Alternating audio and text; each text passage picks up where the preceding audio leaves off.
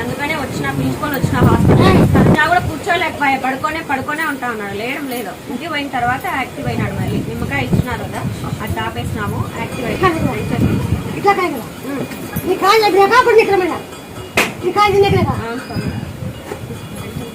ఇది ఎప్పటికి రాకూడదు, ఇప్పుడు కాయితే ఎప్పటికీ రాకూడదు. బ్రెయిన్ లో ఇన్ఫెక్షన్ అయిందన్న. ఏ పెద్ద పనేం కాదు, ఒక 5 రోజులు తొలిచాకు తలపాకు ఉంటే గంటి నుండేకేసి 5 రోజులు తలకాయ పెట్టుకోండి. సంవత్సరం ఆకు పెట్టుకోండి. ఈ పెట్టుకున్నాం తొలిచాకు తలపాకు కట్టు దాని ముందేకే అంటే సంవత్సరం ఆకు పెట్టుకోండి.